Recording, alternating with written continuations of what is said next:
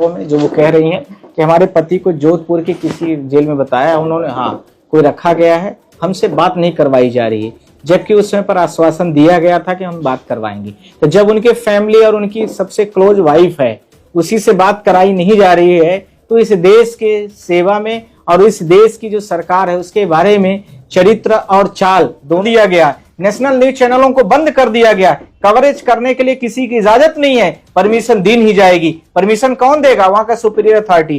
कोई तो superior authority don't know about this. मुझे हंसी भी आती है कि जो भारत देश के बीसीसीआई के चेयरमैन हैं, अभी कुछ समय पहले ही जो है, तो अभी पाकिस्तान और भारत के बीच में आप सब लोगों ने देखा है कि वार हुआ है। हमारे भी घर के रिश्तेदार, हमारी सिस्टर तक वहां फंसी हुई थी। मैं आप लोगों के माध्यम से बताना चाहता हूँ।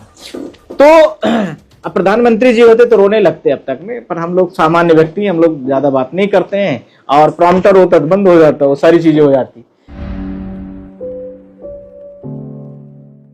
देखिए, सोनम वांगचुक का मामला जो है भारत देश के लिए बड़ा ही शर्मसार का विषय हो गया है। जिस प्रकार से भारत सरकार अनियंत्रित तरीके से, बिना किसी पॉलिसी के, बिना किसी बैकअप के, बिना किसी एक्नॉलेज्ड के किसी भी व्यक्ति के ऊपर कब कैसा आरोप लगा करके जेल में ठूस देगी, इसका सबसे बड़ा उदाहरण वर्तमान यदि 2025 के उदाहरण में देखेंगे तो वो बहुत बड़ा उदाहरण होगा। पहले पॉइंट नंबर 2, वांगचुक का जो वहाँ के लद्दाख के लोगों को लेकर के डिमांड है वो कुछ प्रमुख बिंदुओं को लेकर के है, और मुझे लगता है कि भारत देश की जनता को यह भी जानना आवश्यक है कि क्या उनकी डिमांड है।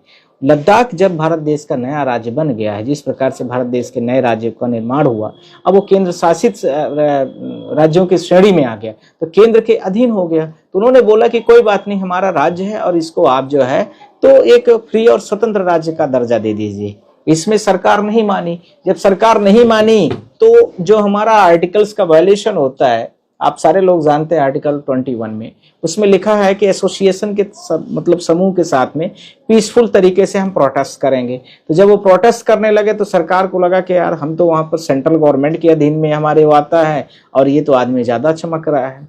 तो इन्होंने क्या बोला कि कोई बात नहीं है, चलो हम इसको बाद में देखेंगे, विचार करेंगे। पर विचार तो इनका आज तक हुआ नहीं। तो फिर जनता आगे बढ़ गई। जैसे ही जनता बढ़ी तो उनके जो और भी बिंदु थे 6-7, उनके बारे में भी जान लीजिए। आजकल भारत देश के संपूर्ण देश, मतलब संपूर्ण देश में जो भारत देश की सीमा रेखा है 3235 किलोमीटर, आपने देखा होगा, नॉर्थ से साउथ, और इसके साथ में 2700 कुछ किलोमीटर जो ईस्ट टू वेस्ट है, सब जगह बेरोजगारी सबसे अहम मुद्दा है। पिछले 14 सालों में भारत देश के जो बेरोजगारी का मुद्दा है वो अपने चरम सीमा पर बढ़ता ही जा रहा है दिनों दिन, और सरकार प्राइवेटाइजेशन लाने में बिल्कुल तुली हुई है। शिक्षा व्यवस्था बिल्कुल पूरी तरीके से चरमरा